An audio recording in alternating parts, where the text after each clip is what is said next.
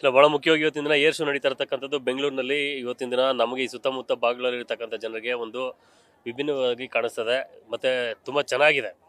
ಈ ಒಂದು ಏರ್ ಶೋದ ಉಪಯೋಗವನ್ನು ಸುತ್ತಮುತ್ತ ಭಾಗದಲ್ಲಿರ್ತಕ್ಕಂಥವ್ರು ಎಲ್ಲರೂ ಉಪಯೋಗಿಸ್ಕೊಳ್ಬೇಕು.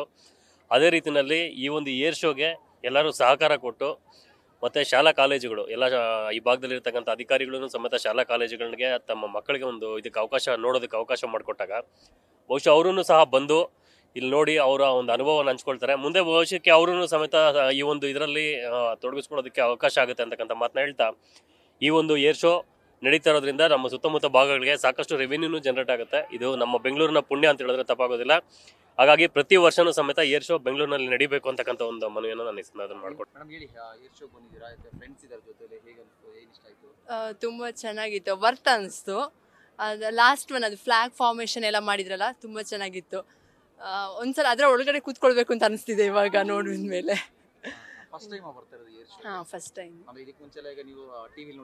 ಜಸ್ಟ್ ಟಿವಿಲಿ ಅಷ್ಟೇ ನೋಡಿದ್ದು, ಲೈವ್ ಆಗಿ ನೋಡ್ತಿರೋದು. ತುಂಬಾ ಚೆನ್ನಾಗಿತ್ತು, ತುಂಬಾ ಚೆನ್ನಾಗಿತ್ತು. ಅದೇ ಅದ್ರ ಒಳಗಡೆ ಇವಾಗ ಕೂತ್ಕೊಳ್ಬೇಕು ಅಂತ ಇನ್ನೊಂದು ಆಸೆ ಹುಟ್ಟಿದೆ ಇವಾಗ. ಇಲ್ಲ ಇಲ್ಲ, ಫಸ್ಟ್ ಟೈಮ್ ಬಂದಿರೋದು ಎಲ್ರು. ಅವಾಗೂ ಚೆನ್ನಾಗಿತ್ತು. 2 years ಬ್ಯಾಕ್ ಬಂದಿದ್ದೆ, ಮತ್ತೆ ಇವಾಗ ಬಂದಿದ್ದೀನಿ. ತುಂಬ ಇಷ್ಟ ಆಯಿತು. ಅವ್ರ ಫಾರ್ಮ್ಯಾಟು, ಅವರು ಎಷ್ಟು ಚೆನ್ನಾಗಿ ಡಿಸ್ಟೆನ್ಸ್ ಮೇಂಟೈನ್ ಮಾಡ್ಕೊಂಡು ಹೋಗ್ತಾರೆ. ತುಂಬ ಇಷ್ಟ ಆಯ್ತು, ಚೆನ್ನಾಗಿತ್ತು. ನ್ಯೂಸ್ ಫಸ್ಟ್, ನಿರ್ಭೀತಿಯಿಂದ ನಿಮ್ಮ ಪರವಾಗಿ.